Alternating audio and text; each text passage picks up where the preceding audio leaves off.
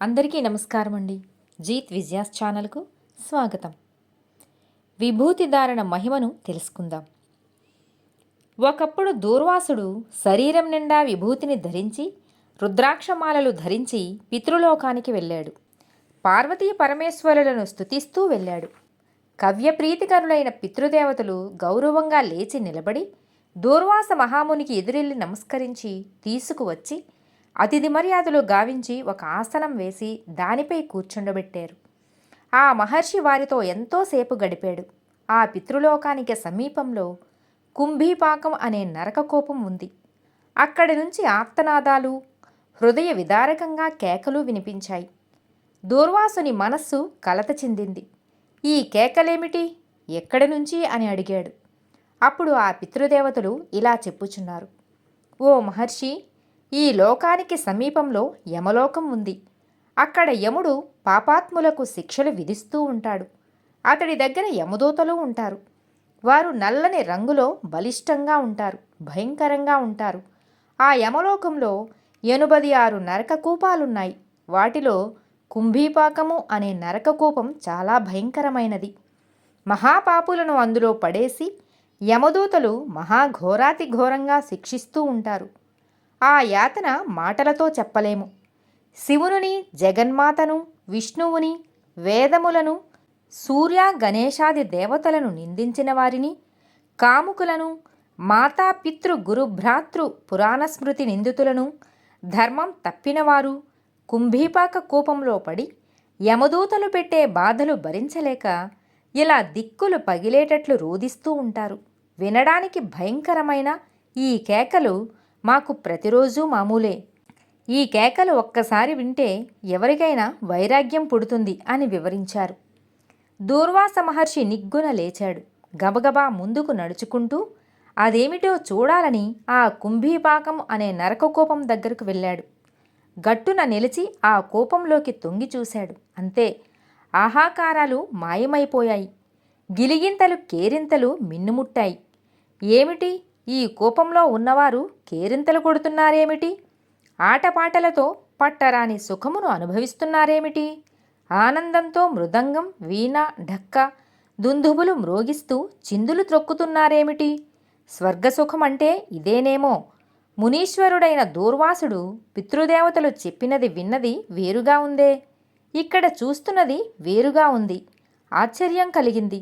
ఇది చూసి యమదూతలు కూడా భయపడ్డారు. పరుగు పరుగున వెళ్ళి యమలోకనాథుడైన యమధర్మరాజుకి ఈ విషయాన్ని విన్నవించారు భటులు.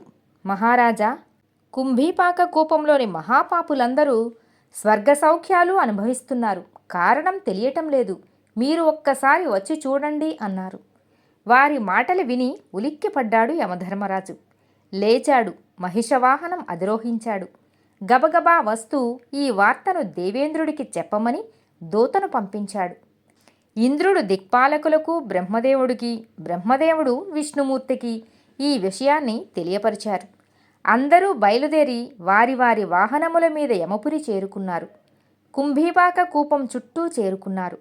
అందులోన జీవులు ఆనందపరవశులై కేరింతలు కొట్టడం అందరూ చూసి, ఏమిటిది, నరకకూపం కానే కాదు, పాపాత్ముల కోసం నిర్మించిన స్వర్గభోగాలు అనుభవింపచేసే కూపంలా ఉందే అని ఆశ్చర్యపోయారు.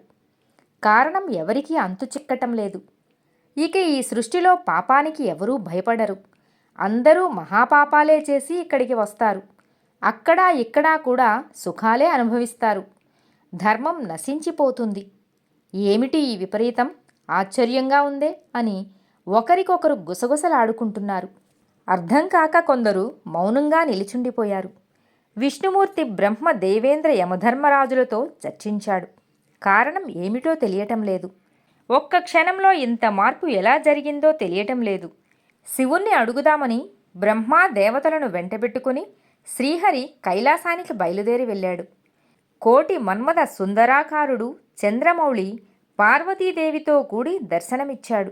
శ్రీహరి, విరించి, దిక్పాలకులు, ఇతర దేవతలు ఆ పరమేశ్వరునికి నమస్కరించి యమలోకంలో జరిగిన వింతను వివరించారు. మాకు కారణమేమిటో తెలియక బుర్రలు బద్దలు కొట్టుకుంటున్నాము. అయినా హేతువేమిటో తెలియలేదు. నువ్వు సర్వజ్ఞుడవు. కారణమేమిటో నువ్వే చెప్పమని ప్రార్థించాడు మహావిష్ణు. శివుని ముఖం చిరునవ్వులతో వికసించింది. ఓ శ్రీహరి, ఇందులో వింత ఏముంది? అంతా విభూతి మహిమ అన్నాడు. విభూతికి సాధ్యం కానిదేదీ లేదు. దూర్వాసుడు వచ్చాడు కదా, కుంభీపాక కూపం గట్టున నిలబడి ఆ కూపంలోకి తొంగి చూశాడు కదా, అతడి నుదుట ఉన్న విభూతి రేణువు దైవవశాత్తు ఆ కుండంలో పడింది. నరకకూపం కాస్త స్వర్గలోకంలా మారిపోయింది. ఈనాటి నుండి పితృలోకం వారికి ఆ కూపం తీర్థమవుతుంది. అందులో వారు స్నానం చేసి సుఖమొందుతారు. ఆ కూపం తీర్థంగా ప్రఖ్యాతిగాంచుతుంది. అక్కడ మాకు ఆలయం కట్టి మా దంపతులను ప్రతిష్ఠించండి. పిత్రీశ్వర పిత్రీశ్వరులుగా అక్కడ కొలువుదీరుతాం. పితృలోకవాసుల పూజలు అందుకుంటూ ముల్లోకాల ఆ తీర్థం ఉత్తమోత్తమైనదిగా విలసిల్లుతుంది అని శంకరుడు స్వయంగా చెప్పినాడు. విభూతి మహిమ ఇంతటిదా అని వారు అందరూ ఎంతగానో శివుని ప్రార్థించారు. తీర్థం లభించినందుకు పితృదేవతలు ఎంతో సంతసముందారు. అంతవరకు ఆ కుంభీపాక కూపంలో పడి యమయాతనలు అనుభవించిన ప్రాణకోటి దివ్య విమానాలు అధిరోహించి కైలాసం చేరుకున్నారు. భద్రగణాలుగా అక్కడే నివసిస్తున్నారు. యముడు దూతలు ఇక చేసేది లేక ఆ తీర్థానికి చాలా దూరంగా మరొక కుంభీపాక కూపం నిర్మించారు. ఇక నుండి శైవులు దీని దరిదాపులకు రాకూడదని నిషేధం విధించారు. తెలుసుకున్నారు కదా విభూతి ధారణ మహిమ. సర్వేజన సుఖినో భవంతు.